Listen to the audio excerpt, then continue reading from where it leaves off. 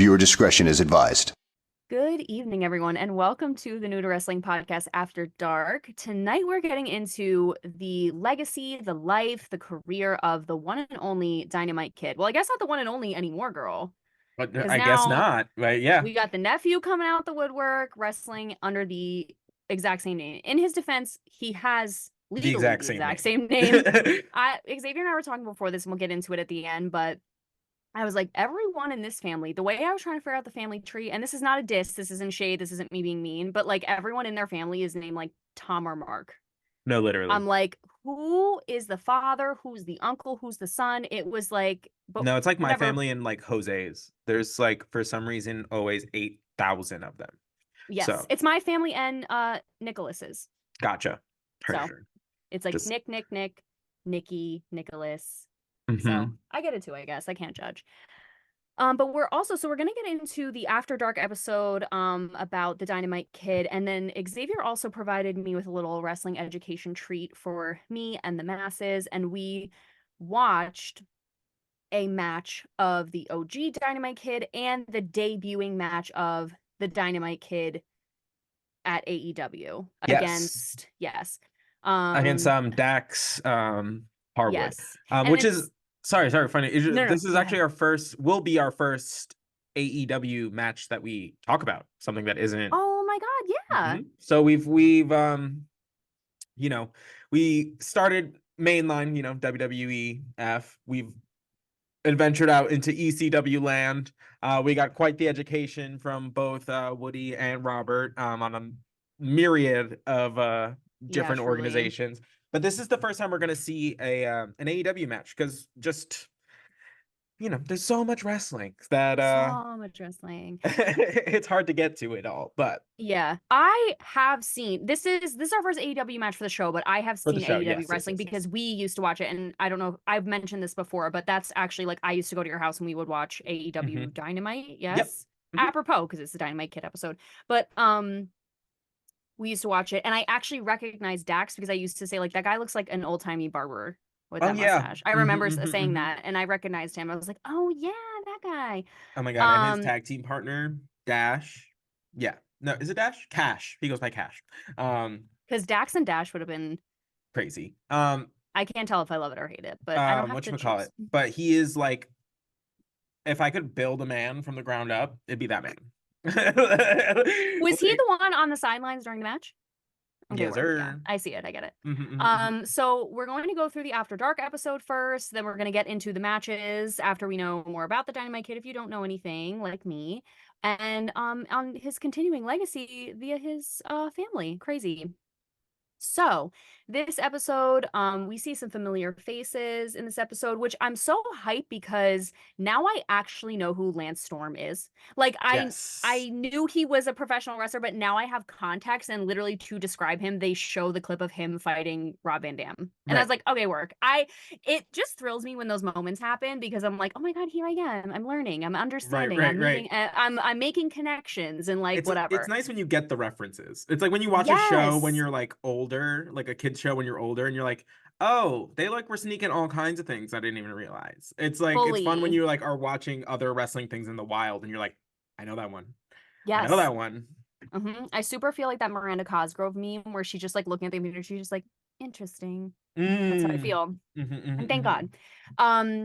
So the Dynamite Kid, I'm sure as many of you know, but he is considered by many, especially pretty much everyone in this episode, the blueprint for the modern style of pro wrestling. He is, I think it's Mick Foley that says like many have used him as the blueprint, but no one will ever do it quite the way that he did it. Right. And I think people were saying like he had this really intense small man syndrome. He was only 5'8", and this need to be perfect was fueled by the fact that he was much smaller than a lot of other wrestlers. So he felt like he had to really elevate his style, and he for sure did.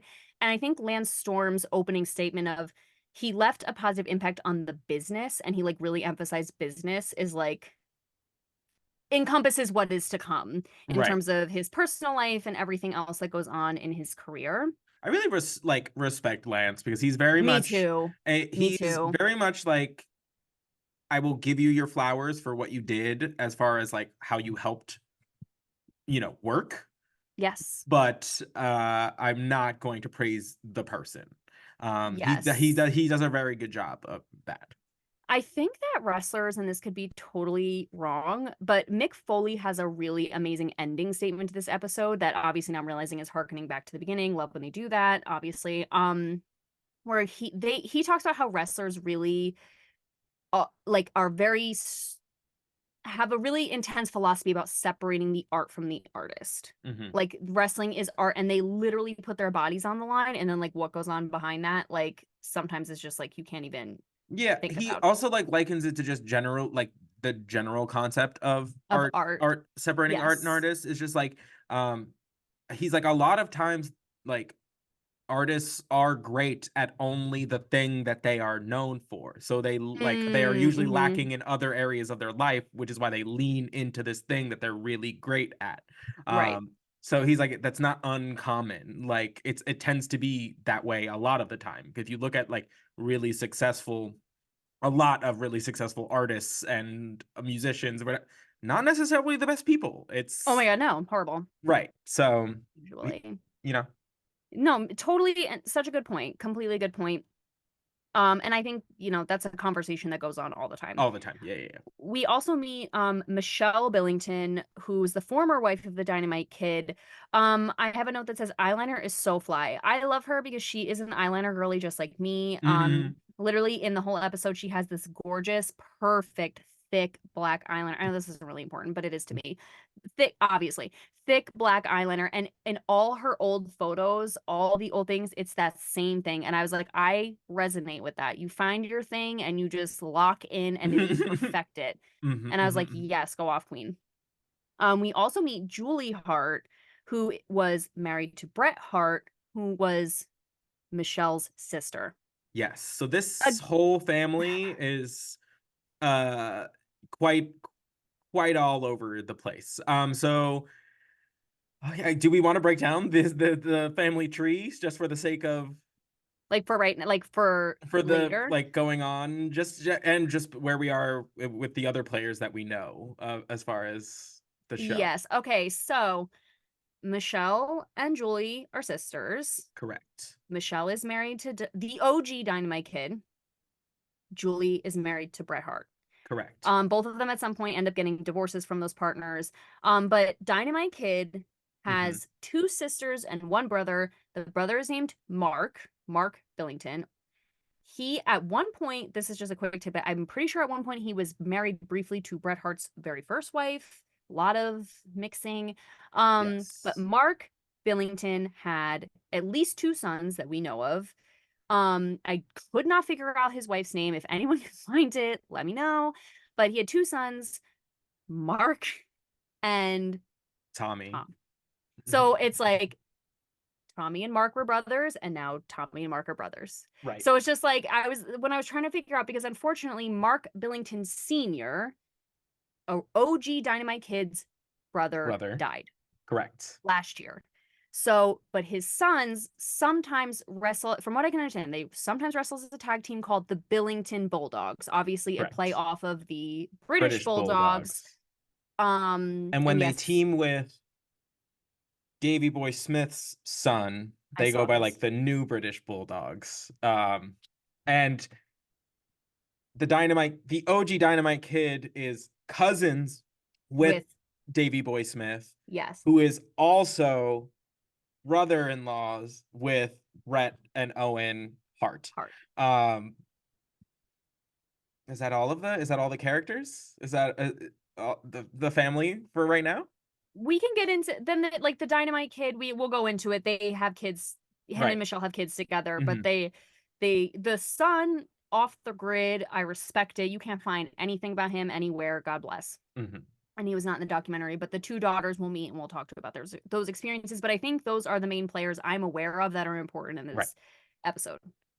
Cool. Okay. If All you can right, keep up with everybody. that, God bless. Thank Yeah, you no, so much for yeah, staying with us. It's tricky. yeah. So There was a very close relationship between the two sisters, Michelle and Julie. And when they went to a wrestling match, Julie saw Brett, love at first sight. They end up getting married. Michelle moves in with them. And then by proxy, because they're obviously her sister's married to a very, renowned wrestler, ends up meeting Dynamite Kid. They also fall in love, married at 18. Married at Or at least, 18. okay, so Michelle was 18. I found out in case anyone was like creeped out if there was a creepy age difference. There wasn't. He was, I think, 22.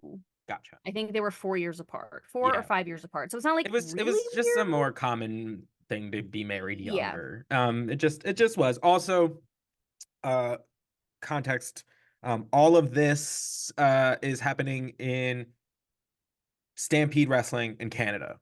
All of this Yes. like meeting, falling in love, Brett Mhm. and Dynamite like fighting each other, blah blah blah. All of this is in Stampede Wrestling, which the Harts are well known for. So Right.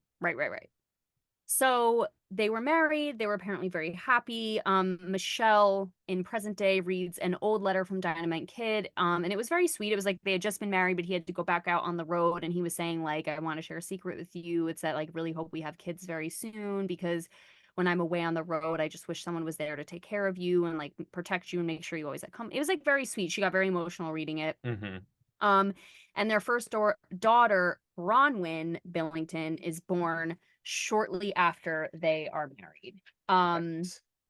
So Bronwyn recalls like they had a wrestling ring in their backyard, which is crazy. And she was like, yeah, I was just like hanging out with Randy Savage and Miss Elizabeth when I was a kid, and they had all these pictures of them together, and I was like, Mhm. oh. Right. So crazy. Because to me, now that I know more, I'm like, Miss Elizabeth is just like royalty to me. Like Right. she is like wrestling's like Princess Diana to me, and Mm-hmm. I will die on that hill. Fight me if you want. Um, so then we get into how Amaris comes into the picture later, but she's the youngest daughter. So it was Bronwyn, and then they had a son who we'll get into, and then Amaris. Right. So yes, they're Stampede wrestlers, top performers at this time. Mick Foley says, but beyond Stampede Wrestling, Tommy Billington did insane work with Satoru Sayama. Mm-hmm. I'm Satoru saying that right? Sayana. Mhm. Okay, who is the original Tiger Mask? Yep. Which I know some things about the Tiger Mask, and it's this like insane legacy from what I Mhm. understand. Okay. Yes.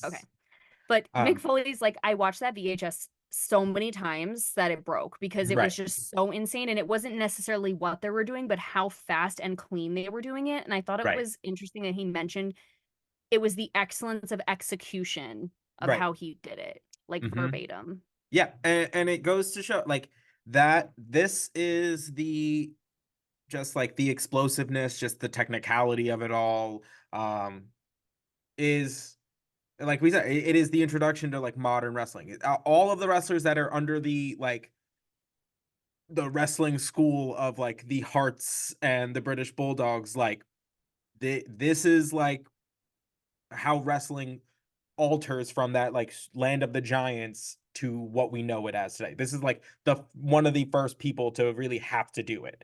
Mm-hmm. Um Mm-hmm. to really have to like and you can like find interviews with like Shawn Michaels also. He's like, when you're smaller in this business, like you have to do more. Like to make it Yeah. look believable, you just have to do more. You have to be willing to like do the extra step to make it look good because you Yeah. don't have the luxury of it just being like, oh, he's big, so it must hurt, you know? Mm-hmm. Mm-hmm. So, Yeah, for sure. And I know that there are other Dynamite Kid documentaries out there that we can watch, but maybe not necessarily for the show, but just like for pleasure. But because I wish they had gone into more about how he got into wrestling, like as somebody mhm, who is, considered small for the business, like mhm. how to get such a love for it. Like, and obviously he's around people who like the Hart Foundation or like, the Hart The Dungeon. Like family, obviously yeah. he's in the family, and so that makes Right. sense. But I wish they'd kind of gone into more of his like history of how he got into it. But again, there's more documentaries out there we can watch about him, but they just didn't get into it in this particular one. Mhm. Then we meet another familiar face, Dave Meltzer. He's the editor of the Wrestling Observer. He has podcasts. He's like a wrestling historian. And he said the matches he did in Japan opened the doors for people like Eddie Guerrero, Chris Benoit, etc. Mhm. Um, And Mick Foley says, he was amazing, but he wasn't a magician. If it looked good and it looked like it hurt, it's because it probably did. Right. Like he had no regard for his body. Like Mm-hmm. he was willing to do anything, like you said, to just like be seen, be like amazing, be above, not above, but like to stand out. Mm-hmm. And it works because in 1984 he signed to WWF with his cousin Davey Boy, Bret Hart, and Jim the Anvil Neidhart. Neidhart. Yep. Neidhart. Okay. Mm-hmm. So Um I don't know if you know wrestling today, but no, I mean, I just don't know I'm how like, much girl. his Jim the Anvil Neidhart's daughter is still wrestling to this day.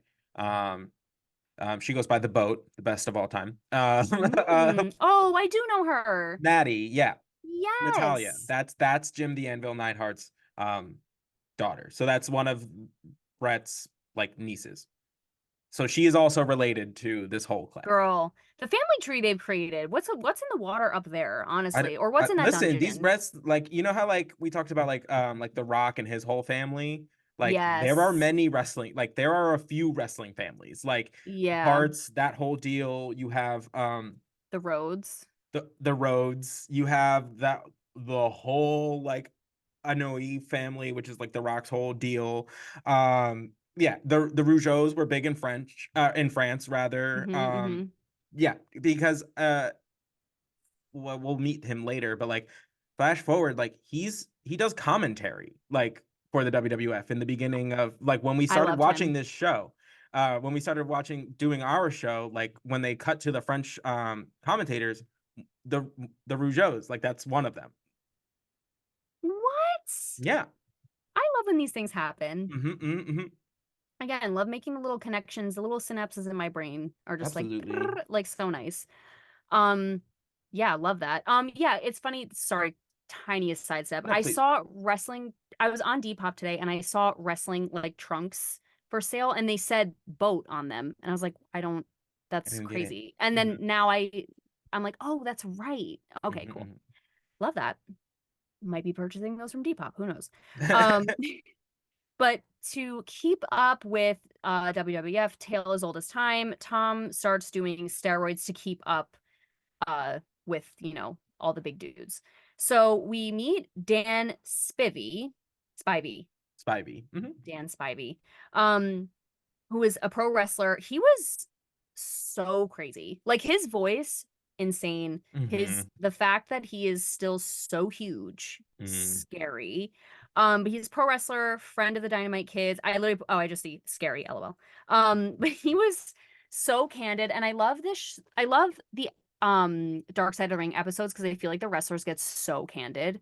They're just Mm-hmm. like themselves. Because he was like, this man was just a pure ball of muscle. He was just Mighty Mouse. He had striations in his ass. Just his Yeah. ass was like so muscular.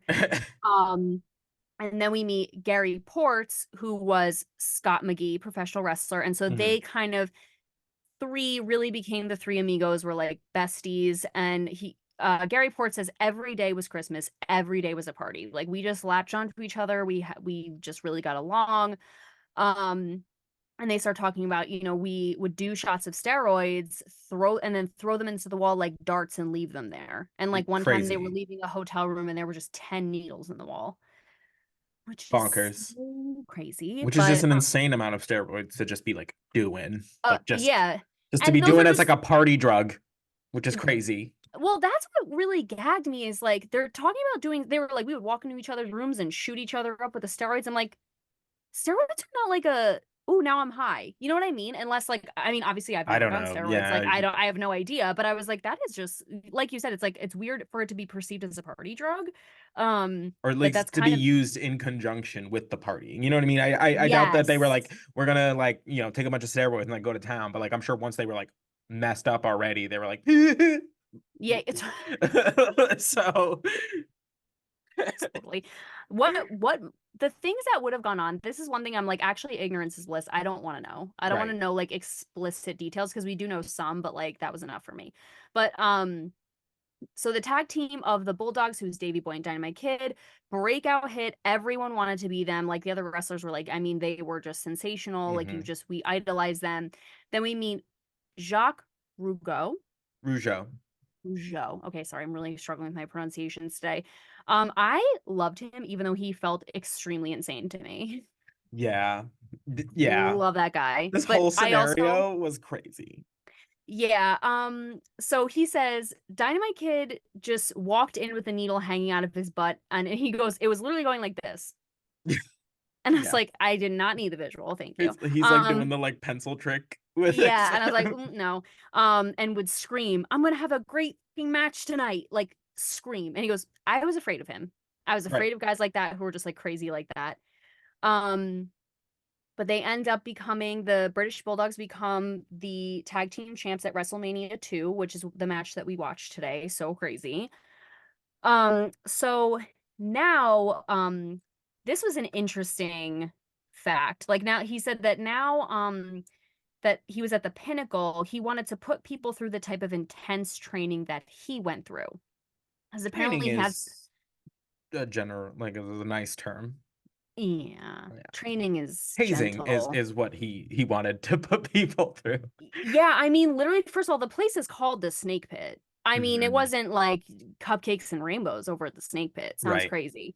But literally, Mick Foley, who to me is like a human crash dummy, no regard for his body, goes, they were guys who knew how to hurt you in a hurry.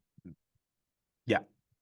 And like that's Mick Foley. Like that's, Mhm. mankind Cactus Jack. Like he's Right. not, afraid to talk about taking a lick. So like I don't know. But he tells this story. He says, I can't say for sure, but I'm assuming Tommy had the crap beat out of him. And I think it created in him a resiliency and also maybe a little bit of a bitterness towards people who hadn't endured what he had to make it through. And I found out firsthand. So he talks about this match. It's literally his second, like, Ever. actual official match in Providence, Rhode Island. And he is at this moment, he's Jack Foley. His tag team partner is Les Thornton, against the British Bulldogs. And he's like, I'm just excited to be in the ring with my hero. Like I'm like just so whatever. And then Dynamite Kid does what becomes kind of a signature clothesline for him. And they talk about it actually in his nephew's match, where it's like he throws him into the ropes, and instead of like meeting him with the clothesline like halfway in the ring, he is right there on top of you. Yep. It is very jarring. And he goes, he didn't so much as clothesline me other than like ram his whole bicep into my jaw so hard. And I didn't realize, but that'd be the last time I ate food for 3 weeks because I didn't know at the time he had dislocated my jaw. Right. Which I can't imagine the adrenaline that's pumping through your veins because like first of all, you're Mick Foley, so you're like borderline impervious to pain. But two, like it's your second match. You're probably so excited. These are the British Bulldogs. Like you love and adore them. And like you're just like not even like in your body to the point where you don't even realize your jaw is dislocated. Right. How did it? Because at the end he goes, yeah, I thanked them. And I go, how? Your jaw was dislocated. Like, how did you Right. even get the words out? Like, that is crazy. But yeah, he dislocates his jaw. He says it was almost a career ender for him, and he'd only had 2 matches. But he was like, it was no hard feelings. I literally said it was an honor wrestling with you guys. I went back to my hotel room and barfed. Sounds like Mick Foley. Sounds like McFoley. But he says Tom had an appetite for violence that started trickling into the locker room and in his personal life. Um, Then they have this like tiny brief interlude where they show the daughters of the Dynamite Kid showing off his costumes. And I don't know why, like I'm glad that they did, that they still have it, they still cherish it and care about it, but it was a random interlude going like the violence trickled into his family. Here are dad's costumes, they're almost in mint condition, like la la. And then it went into like all the like beef he had with Jacques. Right. And I was like, okay. Which was cool to see. Literally, he goes, yeah, his name's in it, just said kid, which I liked. But Jacques Rougeau says, I liked the Bulldogs, but I saw some things that changed my opinion about them. And this really freaked me out that they said, oh yeah, he used to halcyon people. Yeah. Like so casually. Gary's like, yeah, he used to halcyon people. He even halcyon my mother. Uh, Right. like too casual that was Too said. casual to be Too just casual like about talking sleep about drugging drugging people. people. Yeah. Yeah, because if you guys don't know, halcyon is like a sleep medication. It's like a Yeah. sedative, Mm-hmm. basically. So mixing it with alcohol is also just you're not supposed to do that. Like, don't do that. So he would just randomly drug people, don't really know why. But there was this wrestler called Mitch Snow. And apparently he was a guy who talked a lot of smack. And he, had a mouth on him, and Dynamite took that personally, I guess. And Dynamite Kid halcyons him. So he's passed out in his room. He and Davy Boy break in via the balcony. They crap into his bag and then shave his head and eyebrows in his sleep. Crazy. Which is just crazy. And I'm sorry, because Dan is like, it was supposed to be a joke and like it was supposed to make people laugh, and like this kid ended up having a nervous breakdown or whatever. And I was like, it's not okay, I'm sorry. Maybe I'm being like too like PC, but like that is not funny to me. Like that is like legit hazing. No, yeah, it's not It's amusing. like super not funny, right? Like I Mhm. was like, am I like getting too like old? And I'm like, that's not okay. Like No, I was no, like that it in no is scenario is that funny at all. right. Well, we all, yeah, This because the crapping in the bag is one thing. That's a whole gross other thing. But also, like, if you're a wrestler who is like you perform in front of people every day, and now you're saying this kid has to go out there and no eyebrow shaved head for no reason.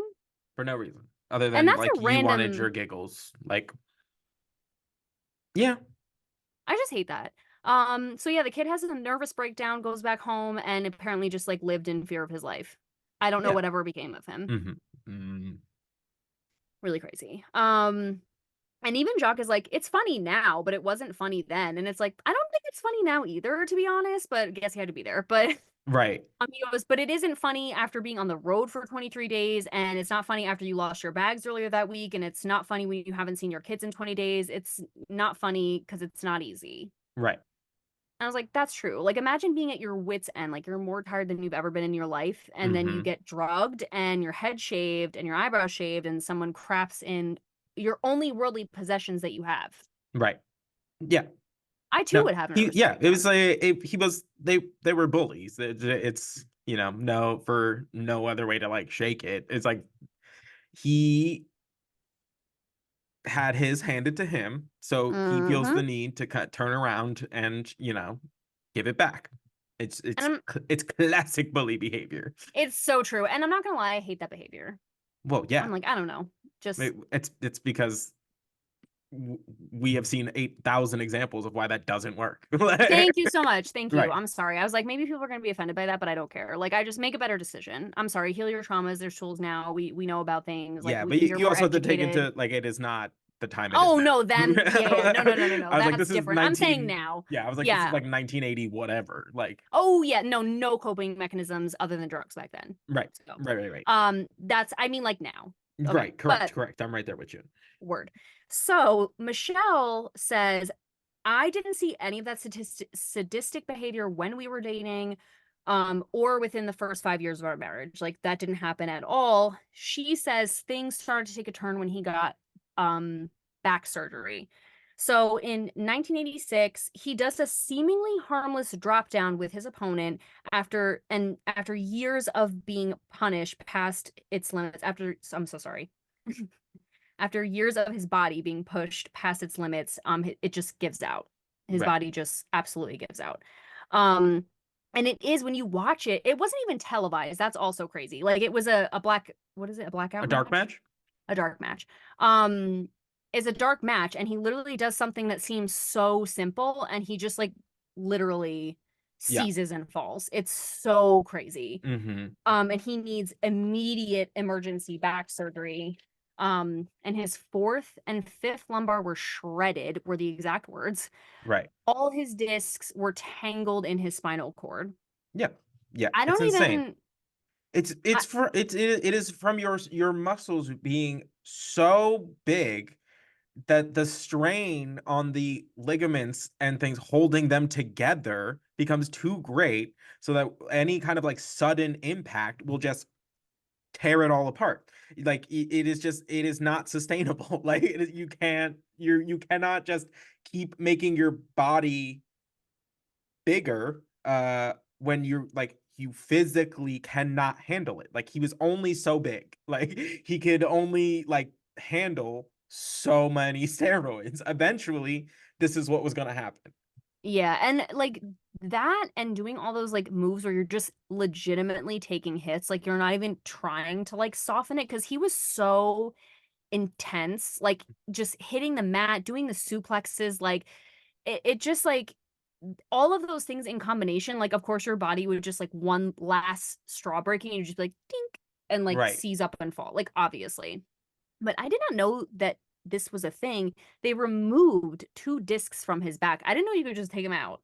Not that you should, but like I didn't know that was a thing where that was It, somehow. it's usually not a like a it's never any doctor's like first choice. Well, yeah. I just Yes. was like, they're like, yeah, they removed 2 discs. I was like, whoa.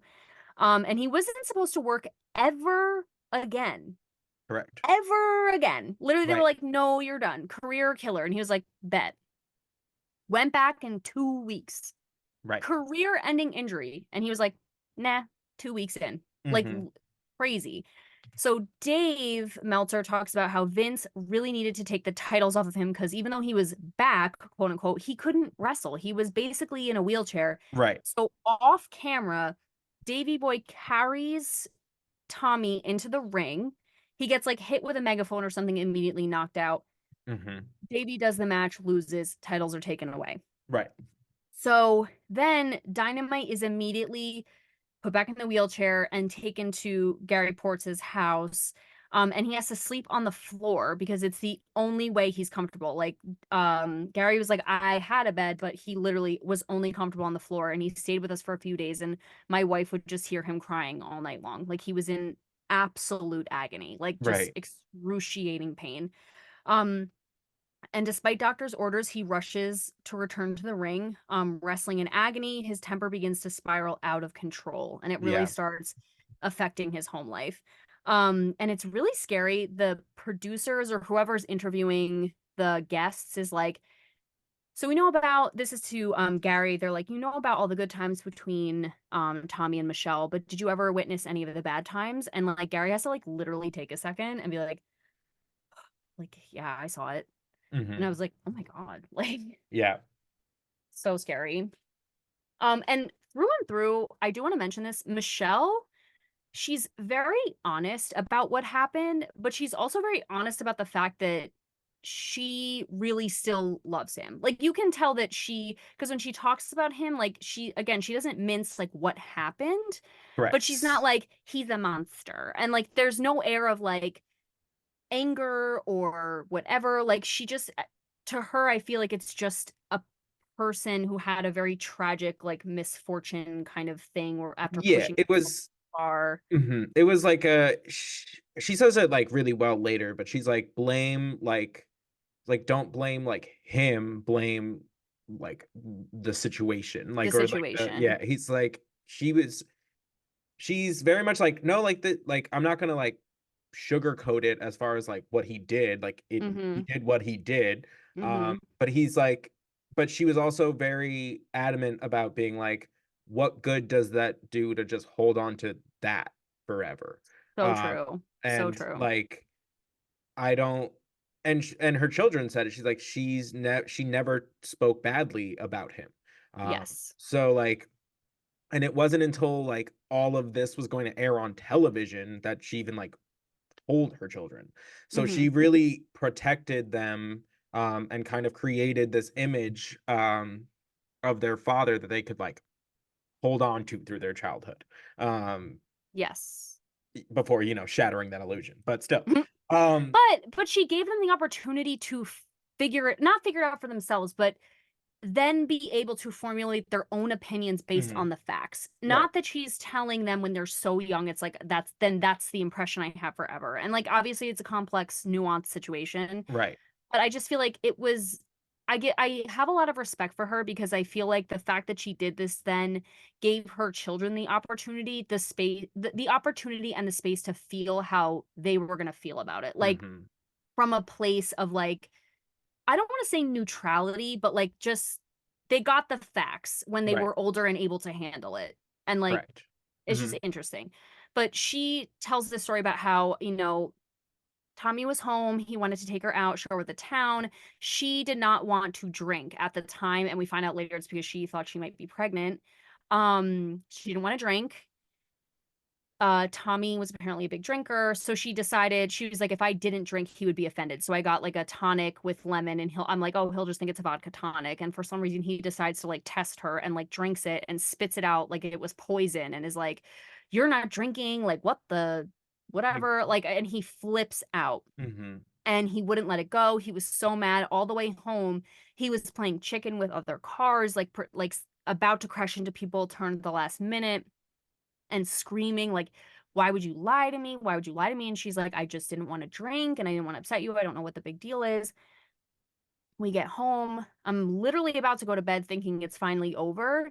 And suddenly he flips out and screams like, get up, drags me out of bed, throws me in the closet. And is effing stay in there, you little yard dog. Right. Closes the closet door. Mm-hmm. And she goes, and I just slept on the floor in the closet because I was just so relieved he wasn't bothering me anymore. Mm-hmm. And I just like the use of the phrase like little yard dog when it was the signature of his like love letter is Mm-hmm. so messed up. Like It's funny because when they read that letter, I was like, oh, that's sweet or whatever. And I remember the little yard dog because it's such a random thing to say. Like, Mhm. it's not like sweetheart. Like, it's just a random Right. No, one. I mean it's very But the much like it leans callback, into the everything about him. yeah, He's the the callback was crazy though. I was like, Mhm. yikes. Yeah. So shortly after, she finds out she's pregnant. So he, from what Michelle says, felt horrible. She has their first son named Marek. Um, and she says that Tom felt so bad he was going through these insane lengths to try and make up for what he did. And Marek was apparently a very difficult baby. Mhm. And he was extremely patient with him and like really helped her out. But it did not last long. Like it was just a blip. Mhm. Um, and then he really started to take out his rage on another tag team, which ends up being the Fabulous Rougeaus. Mhm. I'm always concerned I'm going to mispronounce this word. It's okay. Rougeaus. Um, so it's funny when the producers ask her about the Rougeaus, she's like, I'm so tired of talking about this. It's like this is the only thing that ever happened to him, and he had a whole career, a whole life, this is the only thing people ever want to know. And I was like, when I found out what it was, I was like, yeah, because this is crazy. This is insane. Like, of course people want to know about this. But she says, the Rougeaus had this immediate prestige. They were like immediately like very like welcomed and high up. And Tom was old school where he felt like you had to earn your right to have privileges. Mhm. So, um, Jacques says, I've always had I love how honest he is. I've always had an arrogance about me that made me succeed in the business. I was never a mean person, but I was a person who talked a lot and joked a lot, and not everybody liked to hear jokes, and that may not have helped my cause. And I'm sure he's talking about like, he's talking smack. He's, Right. poking fun, la la la. And basically what happens is they jump him in the locker room, or Tommy does. But is this when they say perfect, are they talking about Mr. Perfect? I what did they reference perfect? Yes. Then They yes. said say Kurt Hennig is yeah. they say he goes, Jacques says perfect was waiting for me in the locker room. And I'm Mm. Oh assuming yeah. that's Mr. Perfect. Cuz he was also a big like jokester, like prankster person. He big on that. So they probably bonded over that. I'm gonna say this. I know it's gonna hurt people's feelings. I do not like that guy. I do not like that guy, and I never did. Check the track. I've never liked that guy. Never seen him wrestle. Never will. Sorry. So basically, perfect, like, gets in on this thing where he sits at the back of the locker room with cards. And apparently Jacques was a big card player. So he goes, "Oh, Jacques, come play cards with me, la la la." Sits down playing cards, and Jacques like, and then suddenly, wham, across the back of my head, like so hard, blew like a blow that literally took me out of my seat. I'm on the floor. He goes, "I get up, hard punch to the face."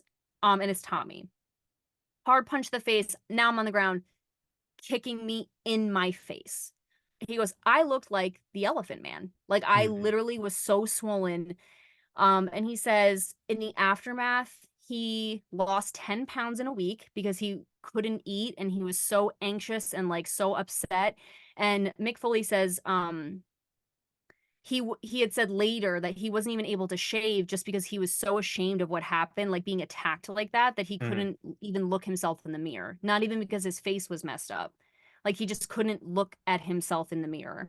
This feels like a lot, but I don't Like know. a lot. I mean, it's a lot of male pride. Sorry. No, literally though. You know what I mean? I just like I couldn't look myself in the eye. It's just like okay. Girl, shave your face. Shave your face, girl. It's fine. You're okay. Right. You took a beating after you were ambushed. Like it's gonna be fine.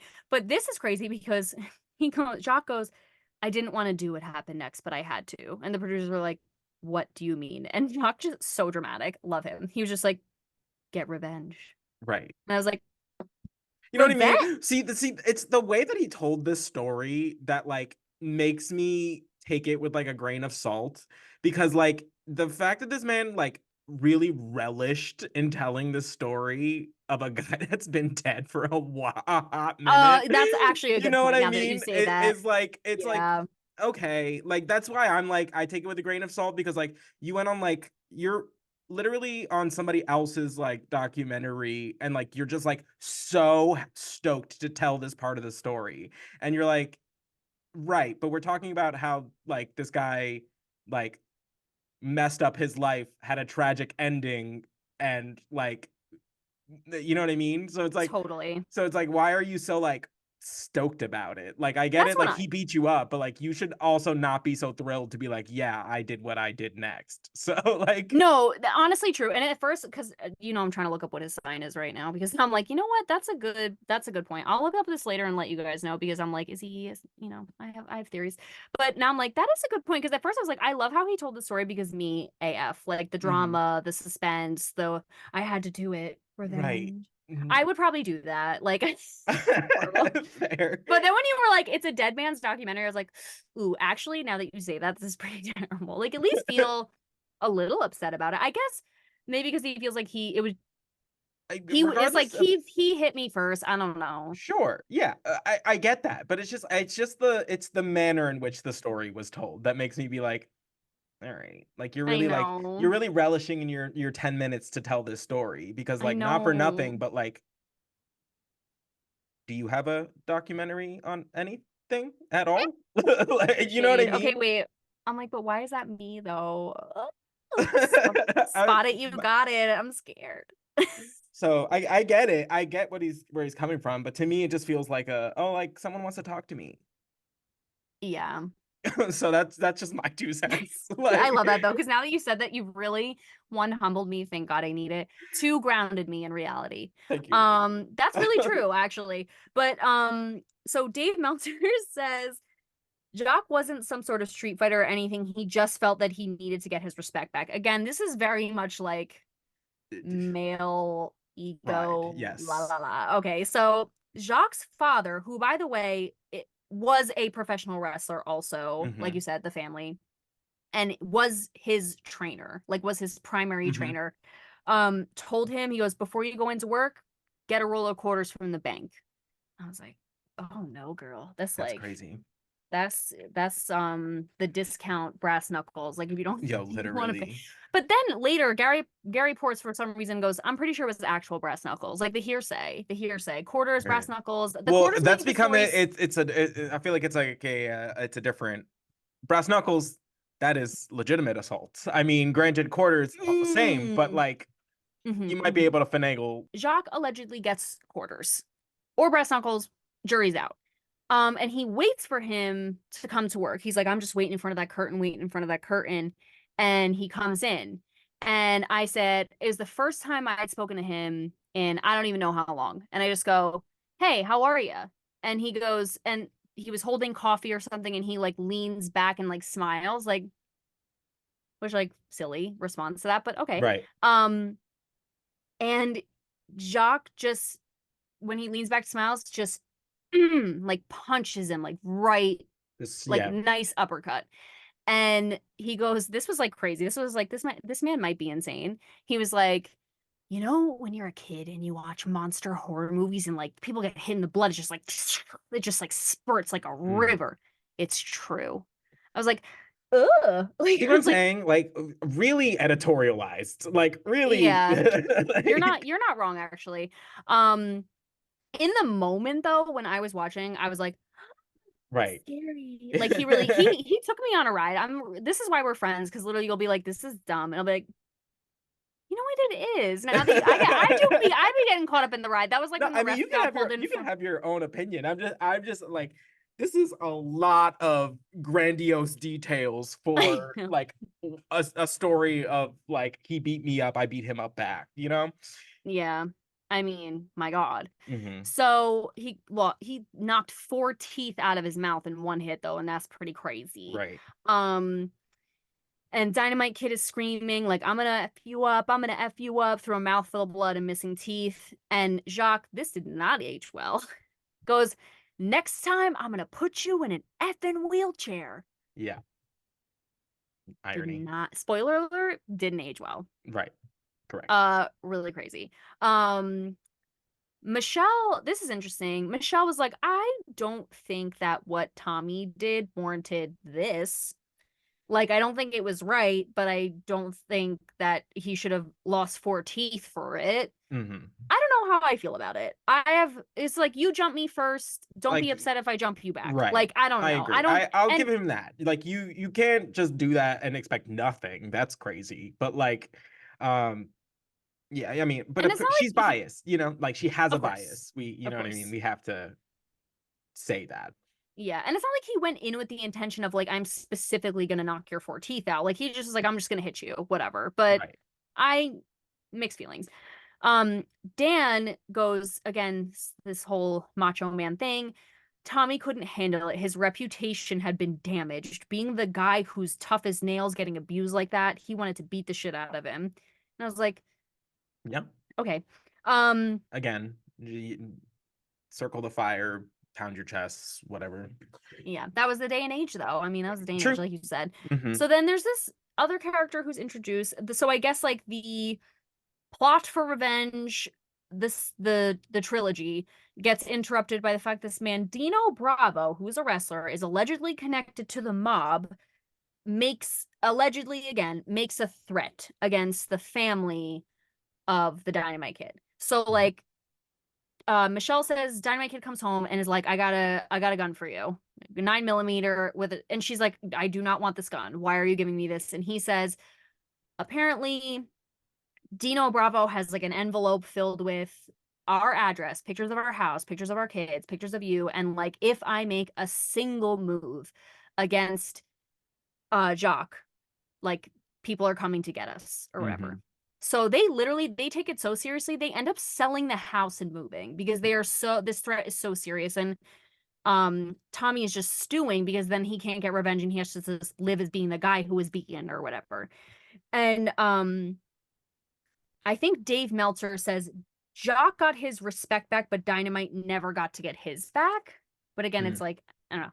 So Mick Foley is like his life was never the same after that. He was just never the same guy. He took it so personally, it like affected his whole like he just felt because again, if you think about his mentality, he's the smaller guy and he's like made such a name for himself, like, you know, being different Hmm. and having this whole style, and then he just gets like beat up in the locker room and now nobody respects him. That does kind of suck in that headspace. Like I could see how Yeah. that would be like Hmm. really upsetting to me.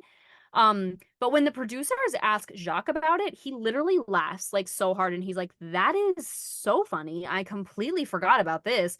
Um, and I have this to share. I don't know if I've ever said this. He goes, but I didn't like Dino Bravo, and I knew Dino Bravo was a stooge for the Bulldogs. Collective understanding, we need to bring back the word stooge. Love Love that. that. Love the use of the word stooge. Oh, she's stooge for that person. Mm-hmm. Ugh, like debilitating. Spineless. Love it. Finally, oh, kiss her, kiss ass, girl, stooge, Mm-hmm. crawling. I hate it. Um, but he said, I knew he was a stooge for the Bulldogs. I knew whatever I said to him, he was going to bring it back to the Bulldogs. So he like did this thing where he like wrote a fake name on a piece of paper and a phone number and like showed it to Dino Bravo and was like, see this guy? I have to call this guy every night. And if I don't call him, he takes care of it. So like if something happened to him, like some guy, some Right. anonymous whomever is gonna like whatever. And apparently he took it back to the Bulldogs and they were like, that's gospel. I don't know. Well, yeah. I mean, my only thing is like he must have been just been so paranoid from all of the like drugs and like steroids Mm-hmm. and whatever that once you like you couple that with just like a sense of like your like manhood has been knocked, they'll fall off the rails, and then we'll just crumble. Mm-hmm. So That's a like good point. so I Because at think first I was like, how did this get so blown out of proportion to the point where we're selling the house and moving? but you gotta remember he's on a lot of steroids and a lot of drugs. Wow. Yeah, that's true. And if we It does not make a you know a good mental state. no, and if you I don't want to compare too much, but if you think about even like Chris Benoit and how he was doing a ton of steroids and drugs and how paranoid he got, where he started taking like alternate routes to the gym and like being Right. weird Well, and I like mean, whatever. we also like we know like Chris Benoit idolized this man. So like Oh, true. the irony that his life ended up much in the same, well, I mean, there are a lot of parallels, um is ironic. So because Yes. like that is he ended up following in his hero's footsteps in more ways than he probably intended. Yes. And I remember when we did the Chris Benoit episode, he idolized the Dynamite Kid so much, and then the Dynamite ended up giving Chris Benoit a pair of his boots. I Yeah. remember it was like such like a like it really was this like crazy It was like this relationship. passing of the torch kind of situation. Yes. Wow, so crazy. And this is before we started. I was like, oh, I'll save it. I'll save it for the pod. I'll save it when we actually talk. This Mm. is what I wanted to talk about, but we'll get into it. Um, but Michelle says, hearing the mafia wants to come and kill your wife and family, made him not want to be a part of the organization anymore. Obviously. Yeah. So he leaves WWF in 1988 after the Survivor Series. That's his retirement match, from WWF. Goes back to Japan because he had such success there. Everyone loved him. And Mick Foley says he was really hurting in Japan, but you would never know it as a fan because he was still giving it 100%, Right. which is crazy. And Michelle was like, he started to say to me like that his arm was bothering him. It was really bothering him. And later I found out that his ligaments weren't even on the bone. Mm, His yeah. ligaments weren't even on the bone. And he was like, my arm hurts a little. Yeah. It's just like shocking to Hmm. me what they endure. And like, Well, I don't, not in a bad way. It's just like mhm. blows my mind what people are capable of enduring, is what I'm Right. trying to Well, say. it's like part of it's like you're in pain so often. It's like how do you differentiate like a new pain? You know what I Right. mean? We've talked about this before, where it's like, how do you know when's the actual like serious injury? Is like, am I just sore or is this like a career ending, like slip disc, something, And a something? lot of them will just like ignore it for the sake of not wanting to like miss the time. Of Um, course. Yeah, yeah, yeah, so of like course. Of course. it kind of leads into that as well. Yeah. So he ends up getting shoulder surgery to repair that. And a week after his recovery, Michelle saying he was very upset with me because my friend had come over and I had been like, talking to her because she's in my house. And when she leaves, he flipped out and was like, you've just been talking to Sandra this whole time. You don't even care about me. And she's like, what do you mean? Like, of course I do. And then she goes, he started to go like this, which, like, if you're not watching, he started almost like swing back, like he was gonna like hit her. But he was like going like this. And then she goes, but then he just started to take the sling off. And I was like, I was don't he, No, I think he was trying to be like you don't care about me. Like, see, like this doesn't even matter. Like, why am I even bothering? Like, I don't think he oh, was trying to like strike her. I think he was because trying to he, make a point to be like, like, oh, like you don't care about me, so like this, like what do you even care about this? Like this doesn't Okay. matter, you Because know? she went like this, and I was like, that is what you It's look like when because you're about to hit when somebody. you're But he when has your this. arms in a Okay. sling, like that's how you raise your arm, like. Yes. But also, I just, the way she said that, she goes, he was so mad and he started to go like this. So I was like, was he trying to swing? And not that that ever happened. Like, there's no, you Mhm. know, but okay, thank you for clarifying. Because I was like, was he trying to hit her? But he was inhibited. So he started to take the sling off. But that makes Yeah, more yeah. sense. So he starts to take the sling off and she's screaming like, no, stop it, no. After all the shit you've put us through and you're trying to set us back and wreck your arm again, I just don't understand. Like, I don't understand this mentality. Like, it's just Mhm. insane. um Julie Hart says Tom was slipping deeper and deeper into pills and drinking, and one night he invited me to come watch wrestling, and it was hours and hours of just watching him and Tiger Mask fight and saying like, "Oh yeah, I really took a bump there. Like, oh look, watch this move, watch this move." And she was Mhm. like, "And that is the last memory I have with him, like Right. of us together." Which is crazy because I Yeah. it's like this weird acknowledgement that maybe he's understanding that the best days are behind him, or he's like, even though if he doesn't know it yet, Yeah. he's like, this was my best work, Right. which, is debatable, but where it's just like, yes, let's relive this because this is like, this is it. This is the peak of my, Mhm. career, whatever.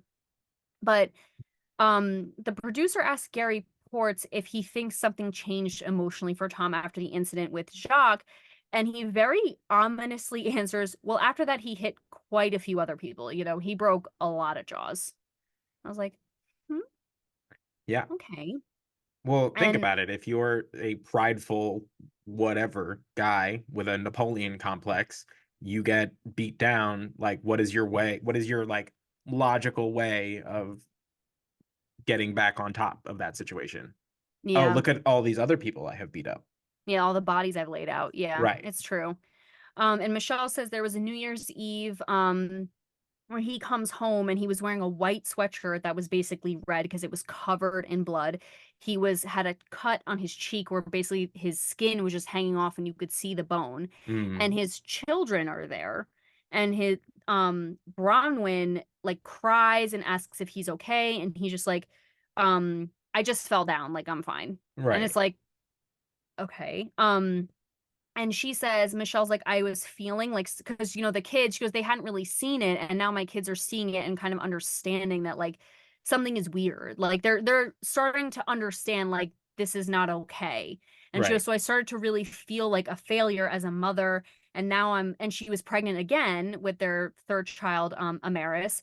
And she's like, now I'm pregnant again. And I'm going to bring another child into this horrible life. And I just couldn't take it anymore, which is so sad. It's so Right. sad. um, she says I became suicidal. I just kept saying I can't live another minute like this.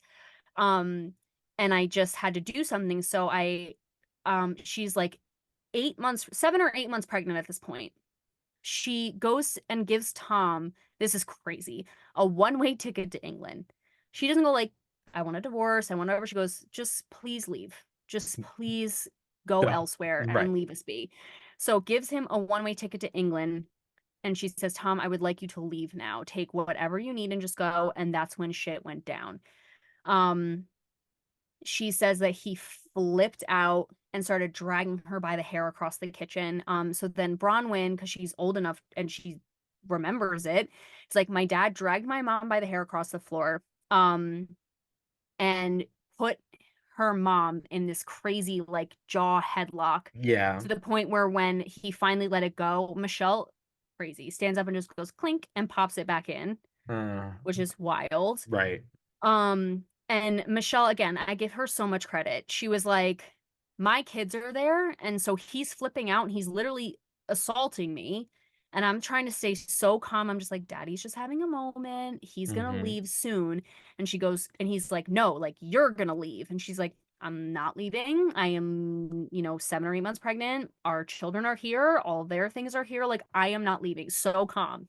And Hmm. he goes and gets a shotgun from the basement. So he goes, gets a shotgun from the basement and points it in her face. And he says, if you are not out in 15 effing minutes. I'm going to blow your head off. And she just goes, no, you're not. Yeah. And he's like screaming, like, yes, I am. Yes, I am. And she's like, You're you're not not, though. though. Mm-hmm. You're not, though. Crazy, Right. crazy, crazy. And Bronwyn is like, I'm holding my little brother screaming, like, Daddy, no, Daddy, no. As I'm watching my dad put a gun in my mother's face, she is so calm. And she goes, I'm going to call the police. With the shotgun in her face, she calls the police and is like, my husband is pointing a gun at me, saying he's going to blow my head off. I'm here with my children, blah, blah, blah. And the woman goes, honey, if he said that you can leave, then just leave. Which is crazy. Which is crazy. I can understand that for the immediate, like in the like, get your children away from the crazy man with the gun for sure. Like definitely do that. But and then we're on our way. We're right. still coming because Right. what if you try and walk out the house and surprise he didn't mean what he said and kills you anyway? Like, right. You know what I mean? so stupid. Mm-hmm.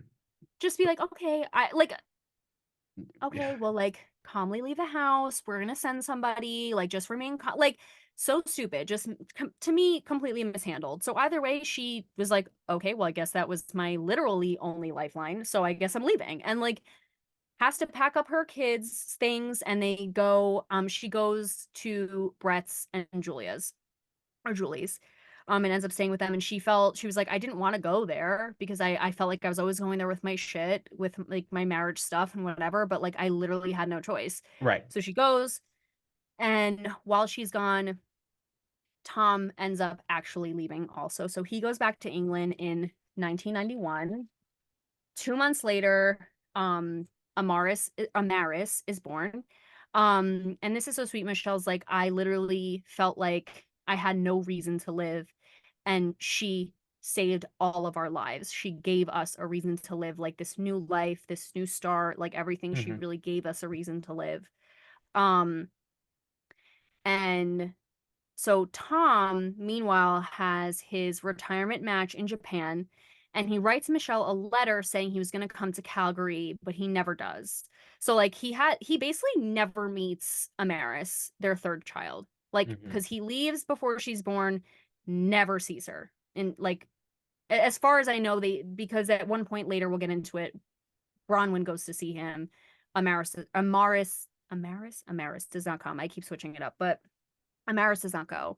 But Michelle says, I think he finally manned up and let us be. Like, for the fact that he wrote the letter, said he was going to come and then never did. She's like, I think he finally just manned up and let us be. I think he knew there was something wrong with him. Like, he was not the same person. And I don't think he had control of his violent impulses anymore.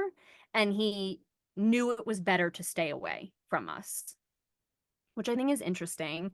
Um, but then after he retired from wrestling in an organization, he started just fighting in garages, fighting in like random underground circles. Like, It's just bare Dan said at knuckle one point, fighting. Just bare bare knuckle knuckle fighting fighting. in parking lots, like with just the cars and the lights Mm-hmm.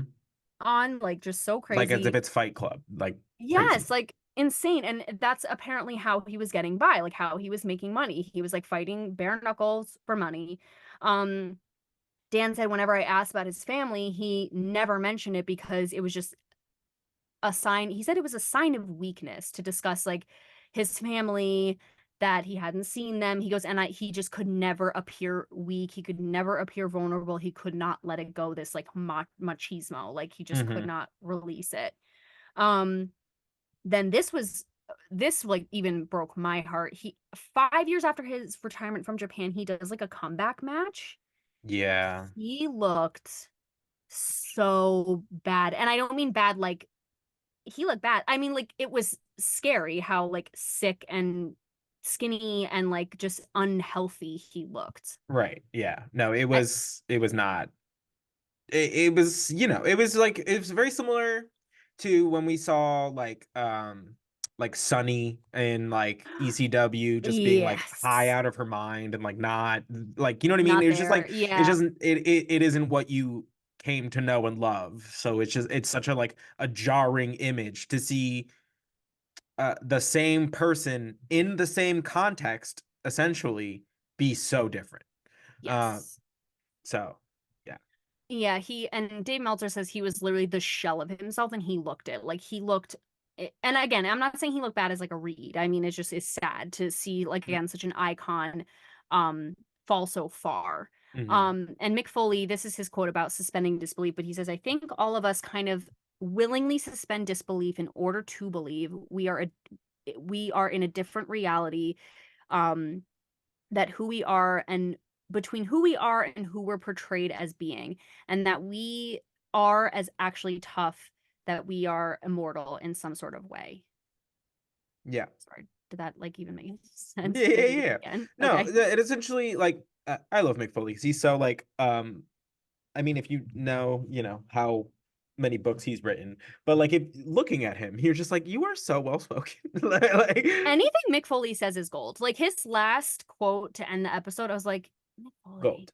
Um verbal god. He really mhm. has all. I mean, you could tell from even his wrestling promos, but any time he says anything, it's almost like it's like a He understands Michelin like the power star. of words. Like he gets it. Yes. Yeah, absolutely. But this goes like and he he just Mick is essentially talking about just like the weird uh kind of like mental hurdle like wrestlers go over because they like for all intents and purposes are portrayed to the world as like superheroes and villains. Hmm. And sometimes it is difficult for people to like separate themselves from the adulation and Mm, whatever. yeah. So they put themselves in this like and it it also it happens a lot just in when you're talking about people like youth, this like air of like invincibility, the like everything that like affects other people isn't going to get to you Right. because you're Yeah, different. totally. Hmm. So it I think Foley's kind of talking about like just he because he had to like put on such an exterior that even after it had cost him pretty much everything, the facade was basically all that he had left. So Mm, why would he at that point give it up? that's a really good point. Yeah. That's crazy to think about. Hmm. And especially because like if you are for all intents and purposes on the books like the first to ever do it like that, of course you believe you're different from everybody else, like that Right. you are like super impervious to like the things that happen to other people Right. because like you were like a wayfinder, a Hmm. path maker. Like Hmm. it makes sense that you would think that. Like really crazy, but yeah, Right. such a good point. And this confused me, and I wanted to ask you about this because how he ends up paralyzed from the waist down in this, it was in this comeback match. They didn't really go into it or discuss. And the move that Gary, I think, says like happened, it just didn't, I could not understand. I tried to look up what he was talking about and I could not find information about like how he ended up, Like what re move he in did that oh ended oh up oh paralyzing him. oh I'm not sure. It very well could be the diving headbutt that because I remember they reference in um the Crispin Wall documentary that like that diving headbutt move, like Harley Race did it, is like messed up his back. Dynamite Kid did it, he ended up in a wheelchair. Crispin Wall Right. did it and he goes like insane. So I don't know if that was like necessarily the move, but I think he just like fully just re-injures himself. like fully just Yeah, re-injures his back problems.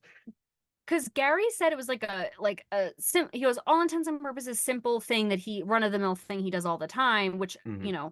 and it just like something he just collapsed. Again, it Yeah. was again harkening back to what happened with his back before, but he ends up paralyzed from the waist down and they cannot operate on him because he has accumulated too much scar tissue. So Yeah. they're just like, Too many surgeries, too that's many it. injuries. You can't because you run the risk of doing more damage. Really crazy. Hmm. So that's he ends up paralyzed. Um Dave Meltzer says it's a tragedy that a guy who changed the entire business of wrestling and how we do it ends up in a wheelchair in his 40s. Yeah. Really insane. And Michelle says, I was very sad for him. I still loved him. Like I just didn't like what he did. I didn't hate who he was. I still loved him, I just did not like what he did and how he like acted. Mm-hmm. But Amaris says Michelle never said anything negative about him, like what we were saying before. And then the Chris Benoit documentary came out when I was 16 years old, and that was the first time my mom ever talked about any abuse in their relationship. So CNN does this expose about domestic violence perpetrated by wrestlers, and Michelle comes forward and is interviewed on it the night before. Again, I really want to give her props. I feel like she did this right. It's not like she just went to the interview and was like, okay, kids, now you know. She talked to her children before she did it, like the day before, and was like, this is what you need to know before everybody else knows. Right.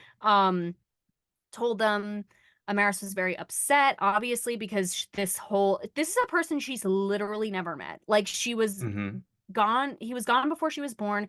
She's never heard anything negative about him. She always just heard how great he was, that she's a lot like him, Mm-hmm. whatever. And then like finding out all of these things, that your mother, while she was 7 or 8 months pregnant with you, is held at gunpoint and dragged across the floor, Right. is like really hard to take. Mm-hmm. Really hard to take, even at the age of 16, where she's older obviously now, but like not by much. Like a 16-year-old is still a kid. Yeah, but there was never a like appropriate time for Oh your no, of the course not. view of your parents to be like fully altered. You know, like there's never going to be like a great time to do that. No, of course not. And she says, I was so mad at him, but I was also so mad at my mom because it felt like she lied to me all this time, and I had created this image in my head of him, and it really catapulted a very dark time in my life, like Right. reckoning with that and understanding that. And I really feel Mm-hmm. for her. It's really crazy. Um, I am curious as to like if Michelle felt compelled to speak, not just because of like obviously like her experience, but because it was Chris Benoit and because it was somebody yes, who so idolized her husband and took it 100%. to such a like like an even worse state. You know what I mean? It is like it is it that very much could have been her situation. Right. No, And 100%. I think seeing that it like panned out that way for somebody else, especially somebody that she probably like knew and or related to on a lot of levels, was probably like really jarring. You know what I mean? Yeah. Probably I don't know, I don't want to speak for it, but I wonder if that was a like contributing like reason for why she felt so like compelled to say something when she did. After all that time, Right. after all, basically 16 years. Hmm. Um, I think it's crazy that she never said anything before that. And like, again, I give her a lot of respect. She gave her kids time to grow and be their own people. But I agree with you. It's interesting because also I think it's that I wonder too, and I'm not trying to put words in her mouth or read too much into it, but it's like she never spoke about her situation, and that exact or similar situation happened. And like you said, it could have been her. And like, I don't know if she had that feeling of like, should I have said something earlier? Would that have changed like the outcome of certain things? And again, this is like total hearsay. I'm Right. not trying to put words in her mouth, but it's like that moment where it's like, even if it's hard to say, sometimes you have to say it because like other people might be going through it. Hmm. And like the awareness is important, especially when it comes to like domestic abuse. It's like there are so many people in such insane situations, and like they feel crazy for either Hmm. saying or going, or they don't know what to do.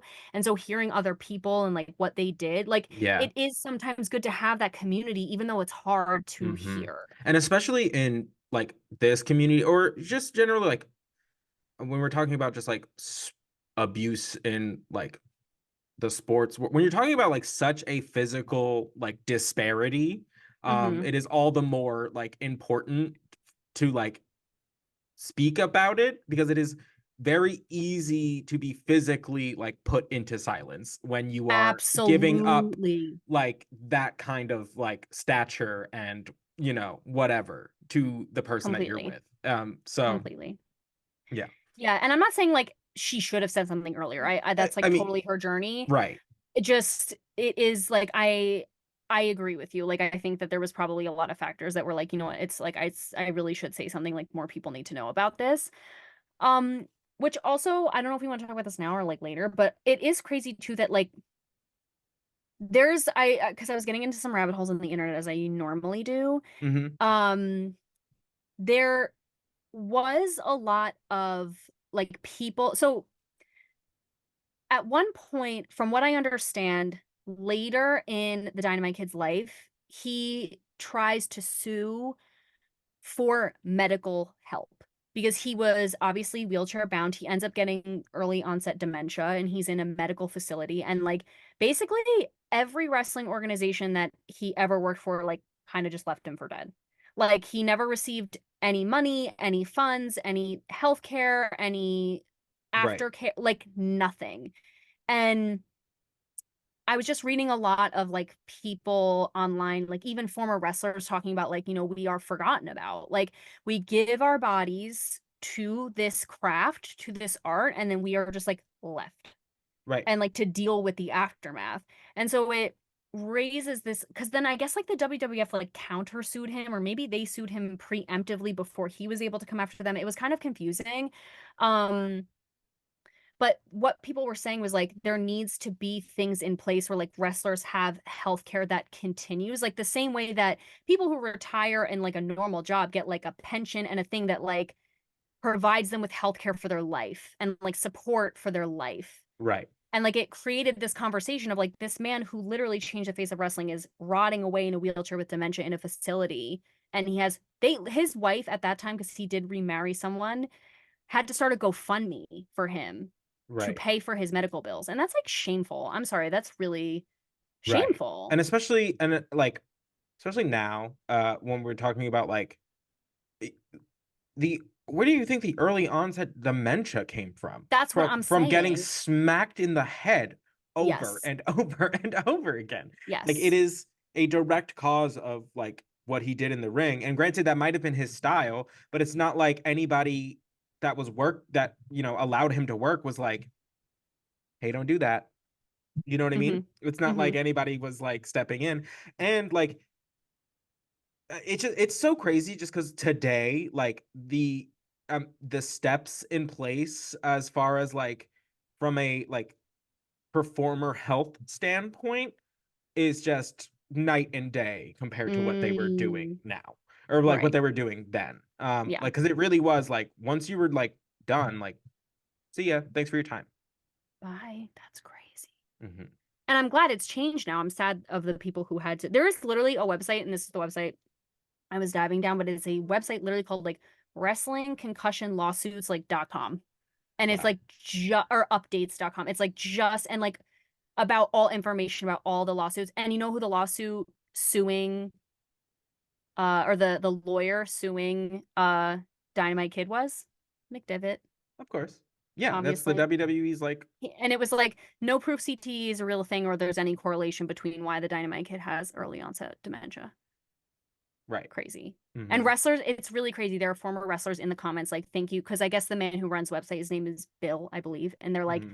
thank you, Bill, for never forgetting about us. And Right. always like, and I'm like, Try. Yeah, God, it's crazy. It it's is a crazy crazy. thing. Hmm. That's a whole other thing we could talk about some other day. But just glad it's changed now. But um back to this. Bronwyn, after 15 years, she's like, has her own child at this point, and she's like, haven't seen my dad in 15 years, impulsively decides to go visit him overseas. Hmm. And she asks her sister if she wants to go and meet her father. She says no. She was like, I was so angry still. I didn't want to meet him, didn't want to know him. I decided not to go. Bronwyn goes, surprises him. She doesn't tell him he's coming. Or she doesn't tell, yes, she doesn't tell him she's coming, and just walks in.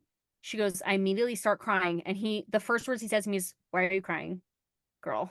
Why am I crying? She's like, why am Right. I crying? I haven't seen you in 15 years, and you are my Hmm. father, and this is the first time I've seen you It's the in a most British wheelchair. thing I've ever heard. Swear, why are you crying, girl? Right. Um, she goes, but I was there for like 3 days, and I was just spending time with him, and after 3 days, like he finally kind of actually like cracked a little bit. She goes, I just felt like I couldn't get close enough to him and he was in this wheelchair. So I literally I grabbed a chair and moved it as close to him as possible. And we were just holding hands so tightly. And he just randomly goes, I'm sorry.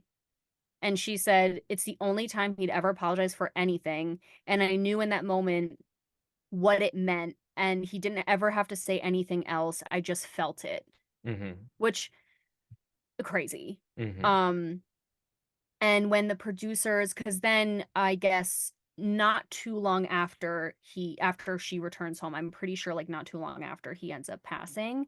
But he had also he had a lot of health issues too. He had like I said, dementia. He ended up having a stroke.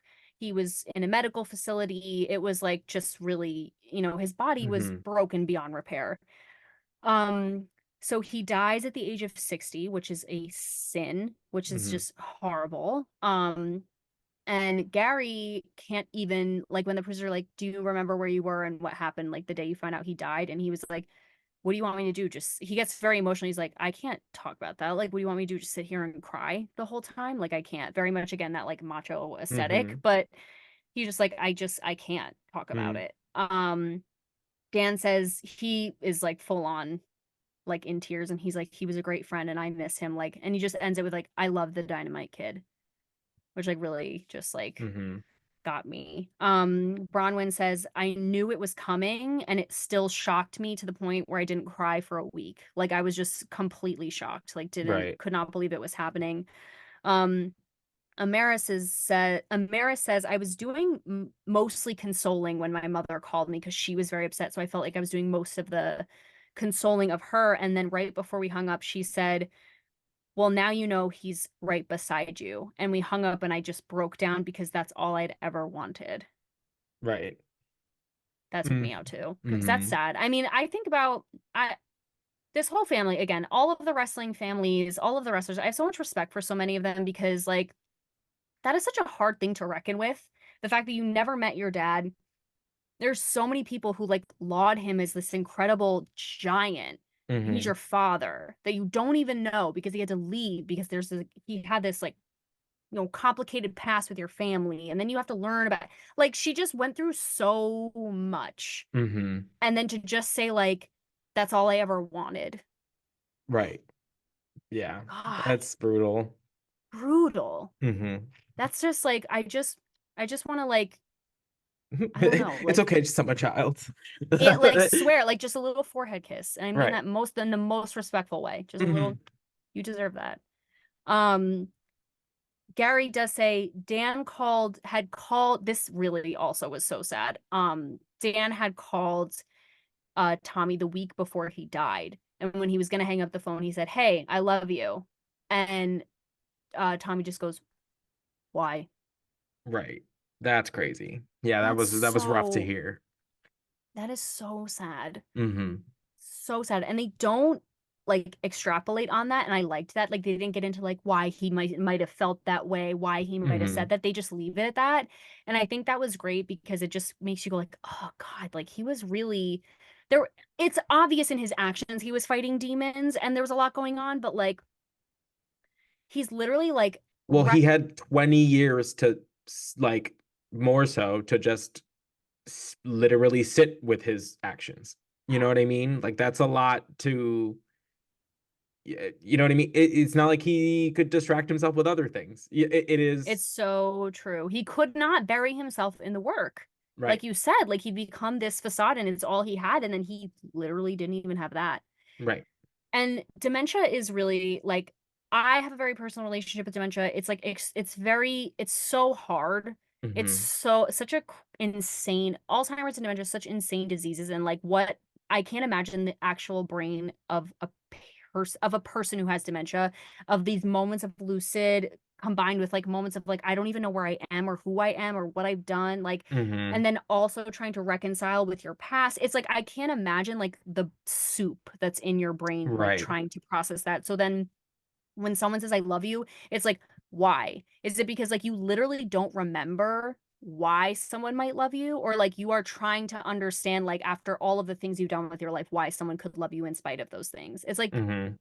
oh God, it just makes you think like so much. Right. No, But yeah, it just absolutely. really rips your heart out. But Dave Meltzer says he does not get as much credit for what he did because his story is not happy. Mm-hmm. Do you agree with this? Because I kind of do.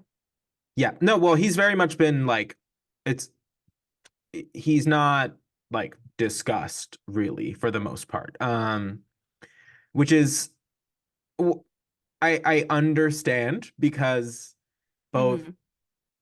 he and his like biggest emulator had such tragic ends that it wasn't like it's not a like a reputation you want to just like blot out. You know what I mean? It is Yeah. again, he's like, it's not a happy story, and it's unfortunate because he was so talented, Yes. and the number of incredible people are that fall under the learning tree that was him is ridiculous. It's just littered with world champions, and the Mhm. entire style of what we know as wrestling today is in the vein of you know, Bret Hart talks about all the time. He's like, if you look at wrestling today, they don't wrestle like Hulk Hogan. They wrestle like Bret Hart. They wrestle like the Dynamite Kid, the British Yes. Bulldog, Owen. Mhm. Like that is the basis of wrestling today. So it's Mhm. like it is so heartbreaking that he and Mick Foley talks about he sacrificed literally everything Mhm. to be good at this. And Yeah. he was absolutely phenomenal, but Yeah. he sacrificed literally everything. And that is crazy. Like that's something that's difficult to wrap your head around, really. Yeah. I also think like because we found out about his transgressions under the hype of the Chris Benoit Mm-hmm. transgressions, and obviously like you said he's such an Chris Benoit was such an emulator of him. I feel like he that also just got like roped into like we can never talk about him. Right. So like which is basically what you said, but it's like it's so interesting to think like Michelle was holding on to that forever, for Mm-hmm. so long, and his reputation was intact. And like, and I'm not saying, again, not saying she did the wrong thing, like, No, no, again, no. her journey. I also, and this might be controversial, but I also feel like the people, so like the people who the things actually happen to, if they have made peace with it, I don't feel like it's my responsibility to continue to hold their anger. Does that make sense? No, I Like agree. Michelle is like, I've let it go. My kids are better off, like blah Mm-hmm. blah blah. Like I don't feel like it's my responsibility to continue to be angry about it, Mm-hmm. even though it makes me angry in a lot of ways because Right. something shouldn't have happened. But like it didn't happen to me. And Right. it's not, I don't feel like it helps her by like continuing to be so like up in arms about it. And I'm not saying Correct. let it go, but like it's about her and her kids and her family and the people it affected. So I don't Right. feel like I should hold it for her. Correct. I no, I'm very much in the same like school of thought. And she says like herself, she's like, I used to be so upset with him that like all he cared about was like leaving this like pristine wrestling like legacy. And like that's all I like he like cared about. And like that Mm-hmm. she's like, why aren't you more concerned with like being a good father? And just like the older I get, the more I realize like that was the only thing he like knew how to like put himself in. So Yeah. like he wanted to leave something um that his kids could like look back and like be proud of. Now, Mm-hmm. granted, like that's always going to have, you know, a grain of salt in it, Mm-hmm. obviously. Mm-hmm. But you know, they did, you know, they do show that clip of them like going through his stuff, and like, you know, they Oh do yeah, look like they true. are, you know, like generally like enjoying, you know, the trip down memory lane. It's not Mm-hmm. um you know, maybe it had the effect that he wanted, probably not, but I think if you really really truly believe like you are put on whatever earth to do one thing, and you somehow like you do that one thing, like did you win? I don't know. Like Mm-hmm. that who are we to say, really. Like, Yeah. but I know, but I'm very much in the same school of thought. It's just like I'm not going to like be on this crusade because it very much so seems like the people that are the most relevant to this don't hold that Right. kind of hatred. And how could Right. they? That was their husband, their father, you know Mm-hmm. what I mean? It's Their not friend. Yeah. right. It's not. It goes back to the whole separating the artist situation, but Yeah. And she says, like, people need to let it go, let my kids heal. And if you do talk about it, talk about CTE, talk about the signs of depression, don't knock him.